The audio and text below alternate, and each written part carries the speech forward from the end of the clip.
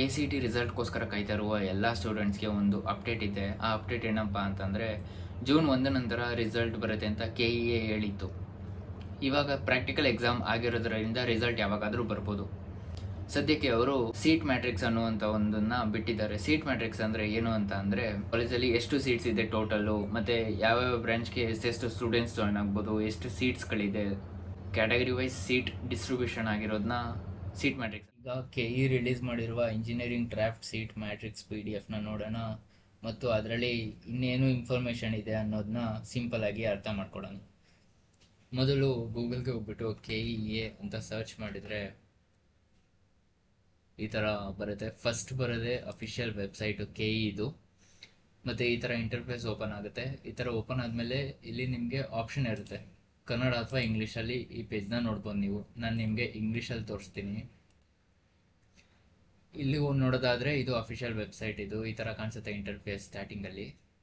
ಆಮೇಲೆ ಇಲ್ಲಿ ಸ್ಟಾರ್ಟಿಂಗಲ್ಲಿ ಅಡ್ಮಿಷನ್ಸ್ ಅಂತ ಬರುತ್ತಲ್ಲ, ಇಲ್ಲಿ ಹೋಗ್ಬಿಟ್ಟು ಕ್ಲಿಕ್ ಮಾಡಿದ್ರೆ ಆಪ್ಷನ್ ಬರುತ್ತೆ. ಕೆಳಗಡೆ ಫಸ್ಟ್ ಬರೋದೇ UG CET ಇಲ್ಲಿ ಕಾಣಿಸ್ತಿದೆಯಲ್ಲ, ಇದ್ರ ಮೇಲೆ ಕ್ಲಿಕ್ ಮಾಡಿದ್ರೆ ನಿಮ್ಗೆ ಈ ಥರ ಇಂಟರ್ಫೇಸ್ ಬರುತ್ತೆ. ಇಲ್ಲಿ information, notification, candidate activity, links ಮತ್ತು ಶೆಡ್ಯೂಲ್ಸು ಮತ್ತು ಇದ್ರ ರಿಲೇಟೆಡ್ UG CET ರಿಲೇಟೆಡ್ ಏನಿರುತ್ತೆ ಎಲ್ಲ ಇಲ್ಲಿರುತ್ತೆ. ಸೀಟ್ ಮ್ಯಾಟ್ರಿಕ್ಸ್ ಬಿಟ್ಟಿದ್ದಾರಲ್ಲ ಅದು ಇಲ್ಲಿದೆ ನೋಡಿ, and cut off, seat matrix and cut off. ಇದ್ರ ಮೇಲೆ ಕ್ಲಿಕ್ನ ಮಾಡಿದರೆ ಇಲ್ಲಿ ಒಂದು ಇದು ಬರುತ್ತೆ, ಇದನ್ನು ಡೌನ್ಲೋಡ್ ಮಾಡ್ಕೋಬೇಕು PDF.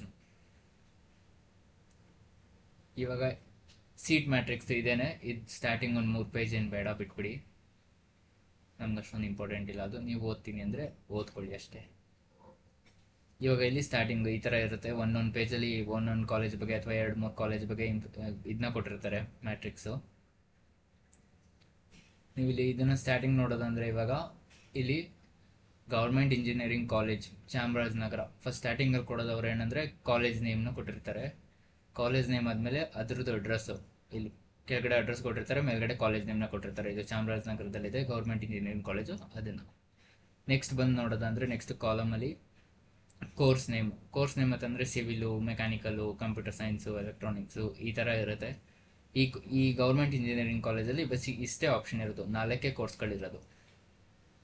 ಆ ಥರ ಯಾವ್ಯಾವ ಕಾಲೇಜ್, ಈಗ ಬೇರೆ ಈ ಕಾಲೇಜಲ್ಲಿ ನೋಡಿದ್ರೆ ಗೌರ್ಮೆಂಟ್ ಇಂಜಿನಿಯರಿಂಗ್ ಕಾಲೇಜ್ ಹಾಸನಲ್ಲಿರೋದು ನೋಡೋದಾದರೆ ಇದರಲ್ಲಿ 5 ಆಪ್ಷನ್ ಐತೆ, ಬಟ್ ಇದರಲ್ಲಿ 4 ಇರೋದು. ಈ ಥರ ಒಂದೊಂದು ಕಾಲೇಜಲ್ಲಿ ಒಂದೊಂದು ಥರ ಡಿಫ್ರೆನ್ಸ್ ಇರುತ್ತೆ.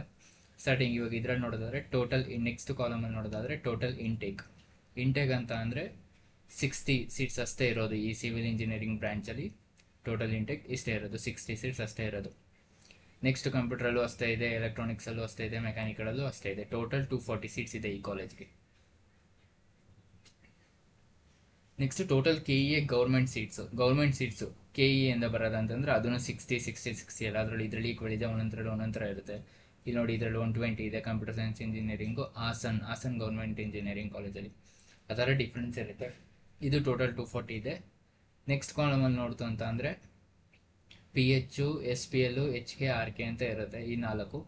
PH ಅಲ್ಲಿ 5%. PH ಅಂತ ಅಂದರೆ ಫಿಸಿಕಲಿ ಹ್ಯಾಂಡಿಕ್ಯಾಪ್ಟೆಡ್ ಕೋಟಾ, ಅವ್ರಿಗೆ ಬರೀ 3 ಸೀಟ್ಸ್ ಇದೆ. ಸಿವಿಲ್ಗೆ, ಕಂಪ್ಯೂಟರ್ಗೂ 3 ಇದೆ, ಇದಕ್ಕೂ 3 ಇದೆ, ಇದಕ್ಕೂ 3 ಇದೆ. ಈ ಥರ ಎಲ್ಲದಕ್ಕೂ ಇರುತ್ತೆ, ನೀವು ನೋಡ್ಕೋಬೇಕು ಎಷ್ಟೆಷ್ಟಿದೆ ಅಂತ. ನೆಕ್ಸ್ಟ್ ಸ್ಪೆಷಲ್ ಕ್ಯಾಟಗರಿಲಿ ಇಲ್ಲಿ ಬರೀ ಒಂದೇ ಒಂದು ಸೀಟೇ ಇದೆ, ಇಲ್ಲಿ ಕಂಪ್ಯೂಟರ್ ಸೈನ್ಸ್ಗೆ ಸೀಟೇ ಇಲ್ಲ, ಈ ಥರ. ನೆಕ್ಸ್ಟು ಇಲ್ಲಿ ಬಂದರೆ HK ಅಂತಂದರೆ ಹೈದರಾಬಾದ್ ಕರ್ನಾಟಕ, ಆ ಸೈಡ್ ಅವರು, ಅಲ್ಲಿ ಅವ್ರಿಗೆ ಬರೀ 4 ಸೀಟ್ಸ್ ಇದೆ, 5 ಸೀಟ್ಸ್ ಇದೆ, 4. ಇದು ಎಲೆಕ್ಟ್ರಾನಿಕ್ಸ್ 4, ಮೆಕ್ಯಾನಿಕಲ್ 5 ಇಲ್ಲಿ ಗೌರ್ಮೆಂಟ್ ಇಂಜಿನಿಯರಿಂಗ್ ಕಾಲೇಜ್ ಚಾಮರಾಜನಗರದಲ್ಲಿ. ಈ ಥರ ನೀವೆಲ್ಲ ಕಾಲೇಜ್ಗೂ ನೋಡ್ಕೋಬೋದು. ಮತ್ತು RK ಅಂತಂದರೆ ರಿಮೈನಿಂಗ್ ಕರ್ನಾಟಕ ಸ್ಟೂಡೆಂಟ್ಸು ಅಂತಂದರೆ ST, ST, SC ಅಂಥವ್ರಿಗೆ, ಬೇರೆ ಯಾವುದಾದ್ರು ಕ್ಯಾಟಗರಿ ಇದೆ ಅವ್ರಿಗೆ ಈ ಸೀಟ್ಸು. ಇಲ್ಲಿ ನೋಡಿ ಇದು ಜಾಸ್ತಿ ಇರುತ್ತೆ, 52, ಯಾಕಂದರೆ ಇದು ಎಲ್ಲ SC, ST ಮತ್ತು ಅದರ್ಸು ಯಾವುದಾದ್ರು ಇರುತ್ತೆ ಅದೆಲ್ಲ ಸೇರಿಸಲ್ಲ, ಅದಕ್ಕೋಸ್ಕರ ಇಷ್ಟಿರುತ್ತೆ, ಜಾಸ್ತಿ ಇರುತ್ತೆ ಇದು. ಮತ್ತು ಇದು ಟೋಟಲು ಹೈದರಾಬಾದ್ ಕರ್ನಾಟಕ ಮತ್ತು ರಿಮೈನಿಂಗ್ ಕರ್ನಾಟಕ ಸೀಟ್ಸು ಈ ಎರಡನ್ನೂ ಸೇರಿ ಇಷ್ಟು ಸೀಟ್ಸ್ ಇದೆ ಅಂತ.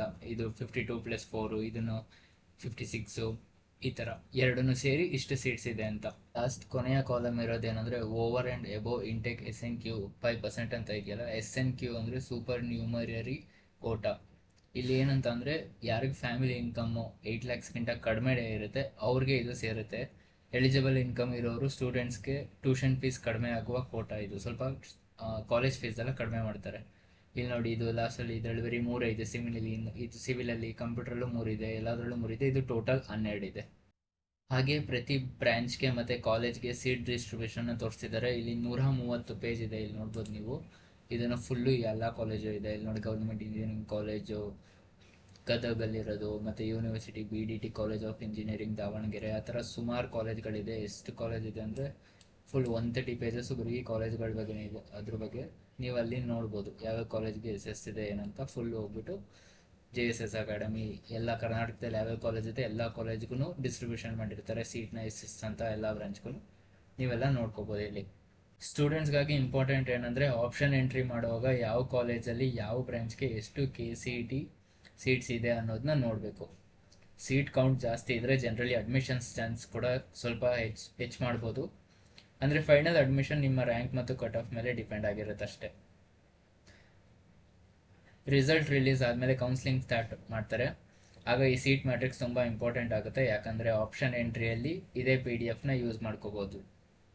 ಚೇಂಜ್ ಮಾಡ್ತಾರೆ ಅನ್ಸುತ್ತೆ, ಅವ್ರು ಚೇಂಜ್ ಮಾಡ್ಬೋದು. ರಿಸಲ್ಟ್ ಬಿಟ್ಟ ಮೇಲೆ ಚೇಂಜ್ ಮಾಡ್ಬೋದು ಈ ಸೀಟ್ ಮ್ಯಾಟ್ರಿಕ್ಸ್ನ, ಇಲ್ಲ ಇದನ್ನೇ ಯೂಸ್ ಮಾಡ್ಬೋದು. ಚೇಂಜ್ ಅಂದರೆ ಇವಾಗ ಇಲ್ಲಿ ಸೀಟ್ 30 ಕೊಟ್ಟಿದ್ದಾರೆ, 135 ಮಾಡ್ಬೋದು, ಇಲ್ಲಾಂದರೆ 35 40 ಆ ಥರ ಮಾಡ್ಬೋದು, ಇಲ್ಲಾಂದರೆ 30ನೇ ಇರ್ಬೋದು, ಆ ಥರ ಇರುತ್ತೆ. ಅಫಿಷಿಯಲ್ ರಿಸಲ್ಟ್ ಡೇಟ್ ಅನೌನ್ಸ್ ಆದ ತಕ್ಷಣ ನಾನು ವಿಡಿಯೋ ಅಪ್ಲೋಡ್ ಮಾಡ್ತೀನಿ, ನೋಡಿ. ವಿಡಿಯೋ ಯೂಸ್ಫುಲ್ ಆಗಿದ್ರೆ ಲೈಕ್ ಮಾಡಿ, ಶೇರ್ ಮಾಡಿ, ಮತ್ತು KCET ಅಪ್ಡೇಟ್ಸ್ಗಾಗಿ ಚಾನಲ್ ಸಬ್ಸ್ಕ್ರೈಬ್ ಮಾಡಿ.